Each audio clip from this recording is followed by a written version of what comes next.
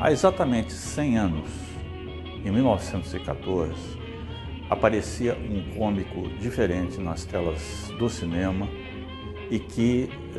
se destinaria a ser talvez o nome do cinema mais famoso de todos os tempos. Estou me referindo naturalmente a Charlie Chaplin, que há exatamente 100 anos filmou um curta-metragem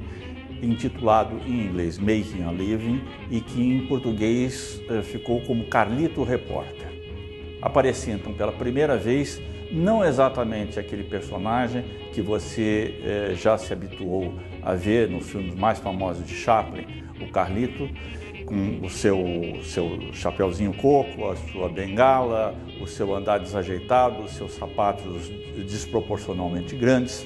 Não exatamente esse tipo que aparece naquele primeiro filme, mas já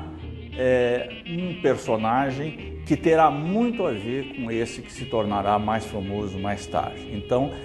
são os primeiros passos, vamos dizer assim, do personagem que transformaria Carlitos num nome conhecido mundialmente. Esse filme é muito interessante porque é um dos vários curtas-metragens feitos por Charlie Chaplin para a companhia cinematográfica Keystone e que fazem parte de um conjunto mesmo de filmes cômicos. Nesse filme, ele é um desocupado e que acaba se passando por repórter, daí o nome em português de Carlito Repórter, e que acaba dando um furo de reportagem no lugar de um repórter profissional. É um filme de pouco mais de 10 minutos, não tem mais do que isso, mas já marca na tela aquela presença que depois seria apurada por Charlie Chaplin até se transformar nesse personagem que todos nós conhecemos e aprendemos a amar no mundo do cinema e que depois ficaria famoso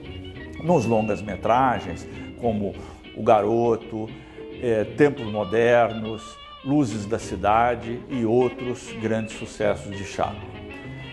Portanto, esse centenário da aparição desse personagem é mais uma oportunidade da gente falar de Charlie Chaplin, que foi talvez, dentro da história do cinema, o seu nome mais famoso, o seu nome mais querido, aquele que teve maior divulgação, aquele que se tornou conhecido pelo maior número de pessoas no mundo inteiro. Até por uma questão muito interessante, porque toda a fama de Carlito se deu na fase do cinema que nós conhecemos como cinema mudo, cinema silencioso, que era um cinema sem diálogos. Os poucos diálogos entre os personagens eram dados por intertítulos, cartazes que apareciam no filme, mas de maneira muito econômica. Então tudo era feito através dos gestos, através da interpretação. Isso dava ao cinema de então uma universalidade que ele, de certa maneira, perdeu um pouco quando ele começou a falar, quando o cinema começou a ter diálogos falados. Então, o Chaplin, ele se afirma nessa época do cinema mudo e ele achava, inclusive, que a essência do cinema era exatamente o cinema mudo. Tanto é que o cinema começa a falar já em 1929, 1930 e ele não incorpora